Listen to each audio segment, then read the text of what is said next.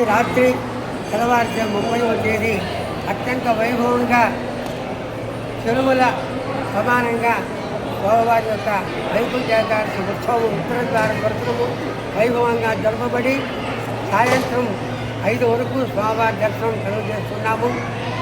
ఆ శ్రీవారి దర్శనం వైకుంఠ ద్వార దర్శనానికి 50 మంది భక్తులు విదేశాల నుంచి వచ్చి స్వామివారి దర్శించి తీర్థప్రసాదాలు స్వీకరించి స్వామివారి కృపకు పాత్రలు కావలసిందిగా ఇందు మూలముగా స్వామివారి సన్నిధి అందు అందరినీ ప్రార్థన చేస్తూ ఉన్నాము. శుభం భూయాత్. శ్రీ వెంకట నివాసాయ పాత్రే శ్రీ లక్ష్మీ నరసింహాయ మంగళం.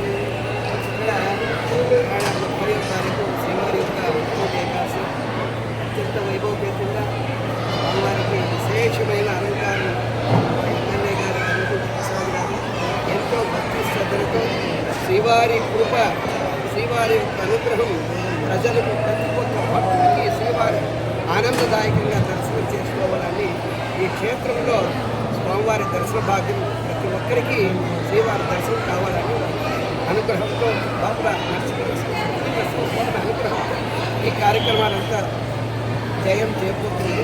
దానివల్ల ప్రథమం వెంకటాచలం, ద్వితీయం కాదని మొదల క్షేత్రం తిరుమల వెంకటేశ్వర స్వామి వారి, కాకపోతే మత్స్య పూర్ణ వరాహ నారసింహావతారం ఇక్కడ వెలసిన క్షేత్రం. వెంకటాచలపతి కన్నా కాకినీ రసుడు చాలా ప్రాచీనమైనటువంటి అందువలన ఆయన వైకుంఠ వాసుడు, వైకుంఠం నుంచి నేరుగా భక్తులు దర్శనార్థంగా లోక కళ్యాణానికి అక్కడ వేరు చేసినారు. వెంకటాచలపతి కన్నా ఆ క్షేత్రం చాలా గొప్ప పుణ్యక్షేత్రం. ప్రహ్లాద సమేతంగా ఇక్కడ శ్రీవారి దర్శన భాగ్యం కలిగిస్తుంటారు. ఎంతోమంది శ్రీవారి దర్శన భాగ్యానికి తిరుపతి భక్తులు అవుతుంటారు. కావున ఆ ముక్కోటి ఏకాదశి రోజు పాత్రే నృసింహుడిని ప్రహ్లాద దర్శనం అవుతుంది. ఆ యొక్క నారసింహుడిని ప్రహ్లాదుల వారిని ప్రతి సంవత్సరం కూడా ముక్కోటి ఏకాదశి సందర్భంగా మధురి లక్ష్మీ నరసింహస్వామి వారి దేవస్థానం ఉత్తర కింద స్వామివారి మహాభాగ్యం ఏర్పాటు చేస్తున్నాం. చాలామంది ప్రజలకు భక్తులకు ముక్కోటి ఏకాదశి రోజున ఉత్తర ద్వారంలో తిరుమలలో దేవుణ్ణి దర్శించుకుంటే స్వర్గప్రాప్తి దర్శిస్తుంది, అదే రకంగా మోక్షాన్ని సిద్ధిస్తుందనే ఒక నమ్మకం.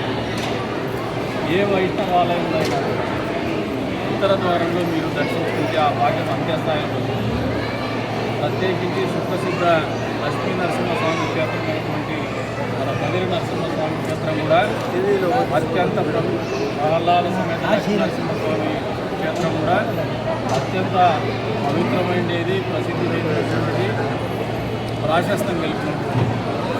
ఈ రోజున Telugu Desam party, Janasena, BJP party కూటమి అధికారంలో సనాతన ధర్మాన్ని కాపాడాలనే ఒక ముఖ్యమైనటువంటి ఆలోచన పోతుంది.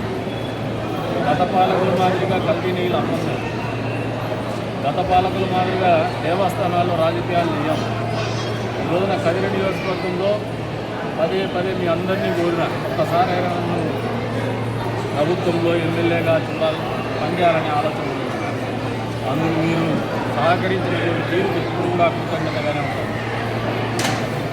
అందుకనే ఈ సంవత్సరం ఏదైతే ముక్కోటి ఏకాదశి వస్తారు, మా శక్తి, మా ప్రభుత్వం యొక్క శక్తి, ముఖ్యమంత్రి గారి ఆలోచన ప్రతి భక్తుడు కూడా పొందాలని నేను కూడా పై స్థాయి నుంచి ముఖ్యమంత్రి ఆఫీస్ నుంచే పర్యవేక్షించేటువంటి కార్యక్రమం చేస్తున్నారు.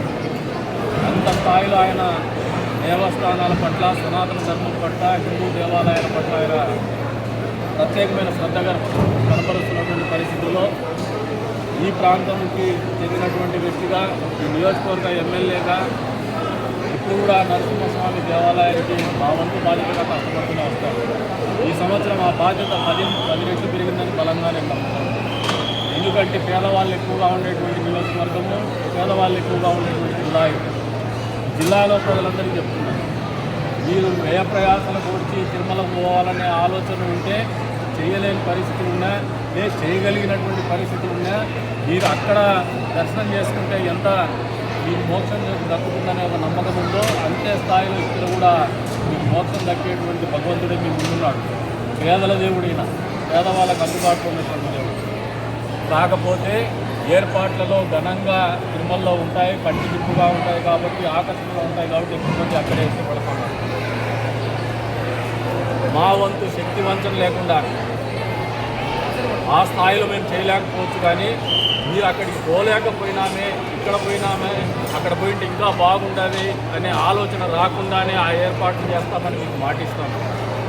ప్రత్యేకించి కదిరి నియోజకవర్గ ప్రజలందరూ కూడా మనస్ఫూర్తిగా సంతోషంగా దేవుని ఆ రోజు దర్శించారు.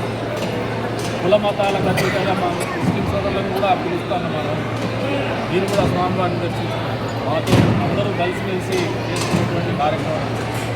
తీర్థ ప్రసాదాలకు కూడా లోటు లేకుండా, స్వామివారి అలంకరణకు లోటు లేకుండా, ఏర్పాట్లు కూడా ఏ ఒక్కరికి ఇబ్బంది లేకుండా చేస్తామని అందరికీ కూడా మాటిస్తున్నాం. కాబట్టి మీరు కూడా పెద్ద ఎత్తున అక్కడికి పోతే ఇబ్బంది పడి ఖర్చు పెట్టుకొని కొంతమందికి అవకాశం కూడా లేక ఇచ్చినటువంటి జనసమూహం మధ్య ఇబ్బంది పడే కంటే బ్రహ్మాండమైనటువంటి ఏర్పాట్లు దేవస్థానంలో చేస్తూ ఉన్నాము.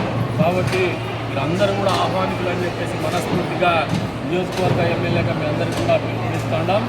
మీరందరూ సంతోషపడేటువంటి పరిస్థితుల్లోనే ముక్కోటి ఏకాదశి దర్శనం మీకు జరిగే రకంగా మేమందరూ కష్టపడతామని చెప్పేసి కూడా మాటిస్తాం.